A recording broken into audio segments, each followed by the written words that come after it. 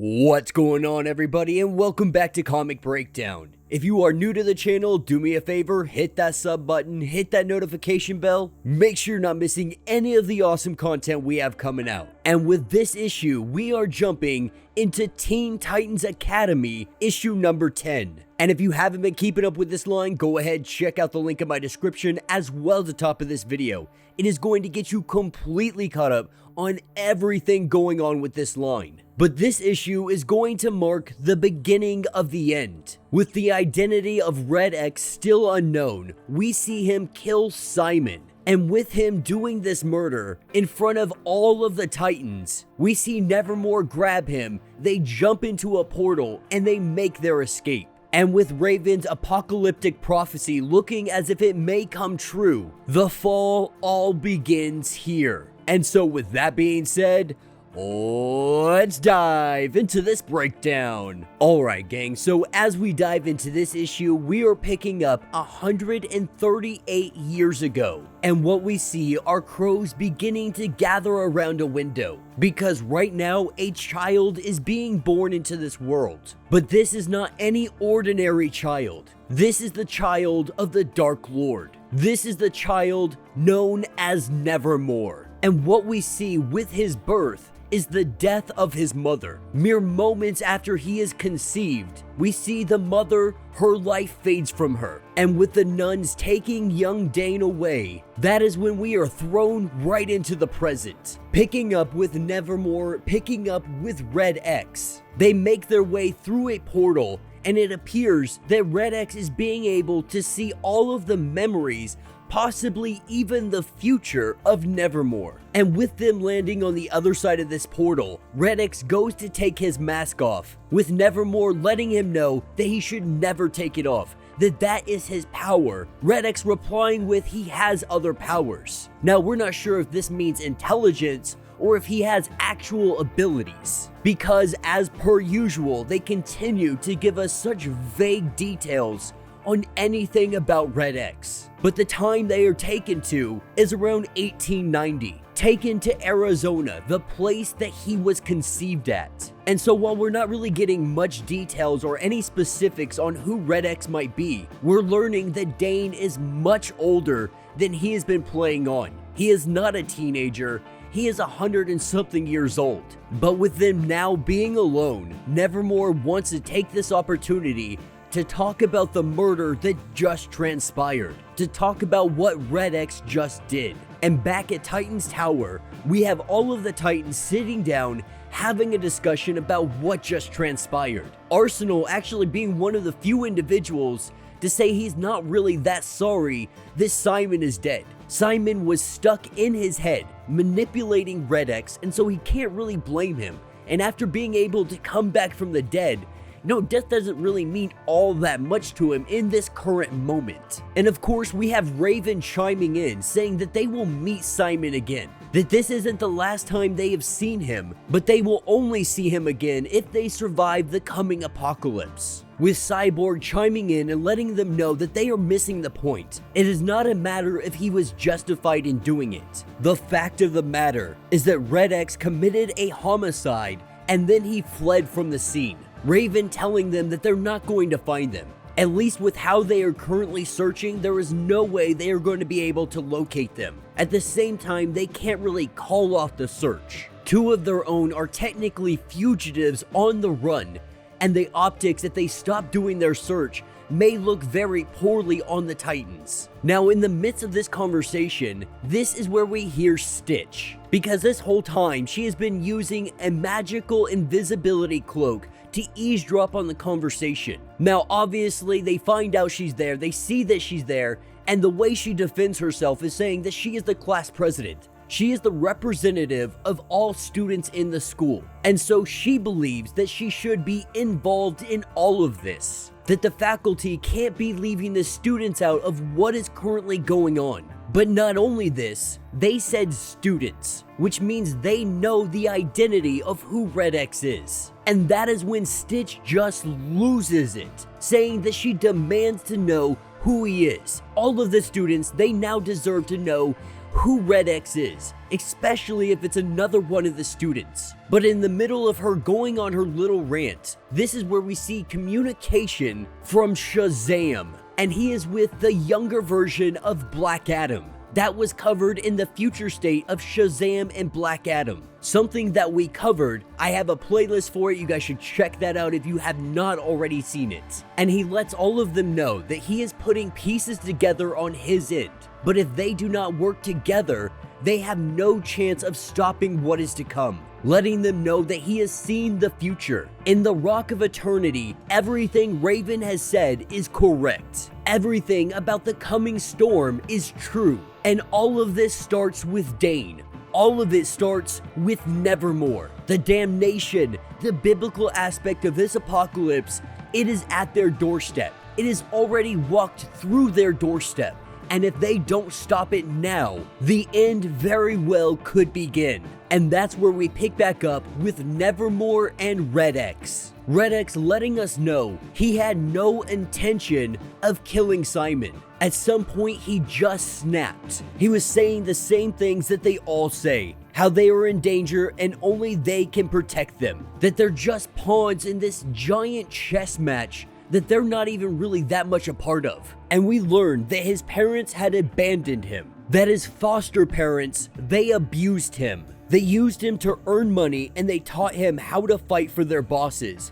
And then for them, but never for himself. And he really didn't understand the world, didn't understand anything going on, didn't understand how to fight for himself until he met the second Red X. That Red X showed him the truth about the world, about the people, about the parents, villains, the Titans, everything. That second Red X truly gave him a purpose, something to run to and not away from. And Nevermore tells us a little bit more about who his mother was. She was a lonely, young, desperate woman who wanted a child, but could not conceive one. And so she made a deal with the Dark Lord himself. The deal was that he would give her the child. That child being Dane, but only for a moment. And in exchange, she would give her soul, her life, and her child's soul. And Nevermore is no fool to the fate that is laid out before him. He knows the destruction of this world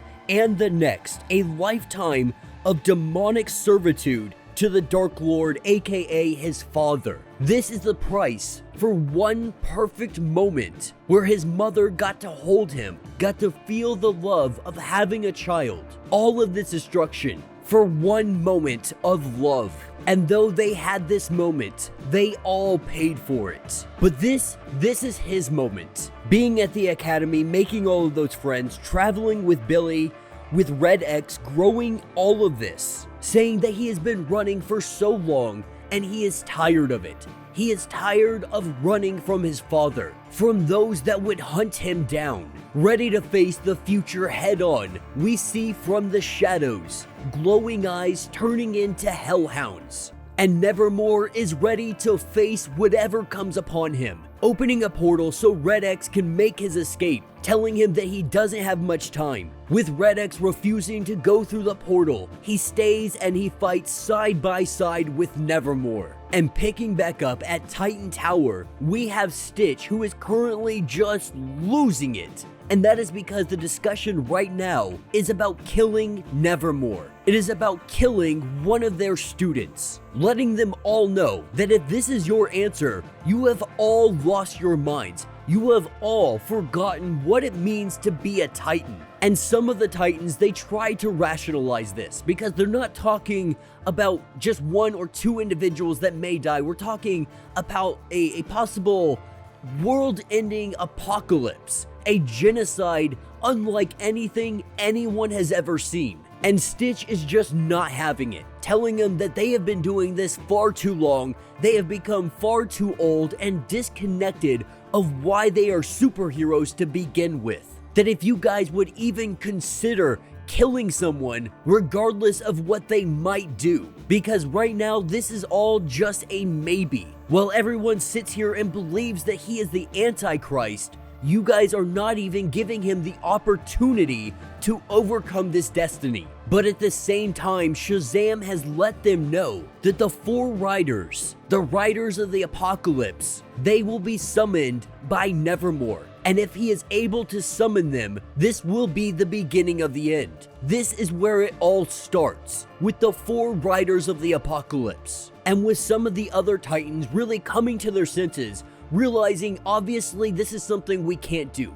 We can't just kill Dane and call it a day. We have to find another way, hoping maybe we can find a way to help him control this.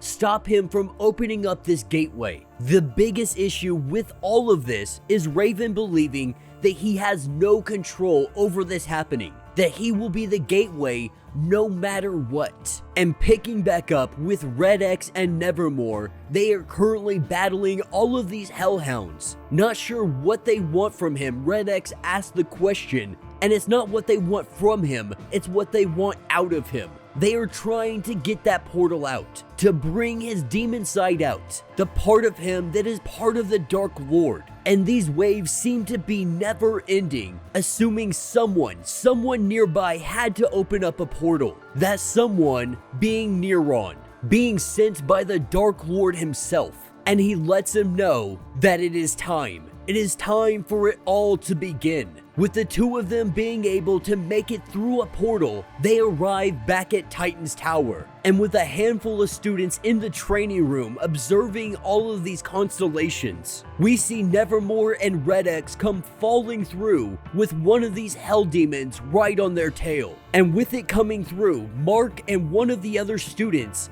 they get their souls stolen out of their body. The very life force that is in them gets sucked right out of them. And this is where Nevermore snaps. Reaching out, his arms turn into a demon's head, and they bite the hellhound right in half.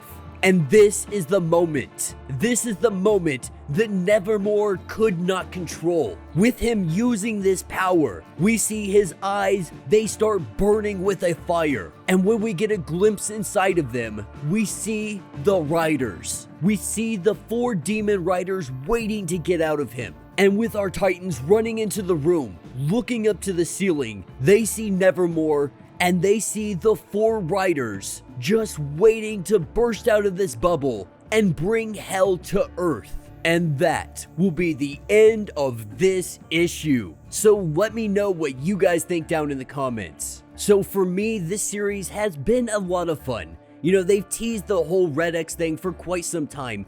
But more than anything, I loved the Future State Teen Titans. I think it was one of the better Future State stories. And though more than likely we're gonna have Nevermore overcome this power, be able to stop the Four Horsemen, it does play out as a really great story. And of course, the entire time, we are getting teased with just small information on who Red X is. Now, it has been widely speculated that the second Red X is in fact Jason Todd. And so I've thought for quite some time the individual that we saw, a young boy that was going by the name of Blue Hood, I have felt for some time that this might actually be Red X, though that doesn't necessarily follow along with the story that we got in this comic, because we're learning that his parents abandoned them. He doesn't say in which manner or how they abandoned him, they just say that he is abandoned. And so he becomes an orphan more or less. He ends up with a foster family who used him, and they were part of some crime family. We don't even know what crime family, what bosses they're talking about,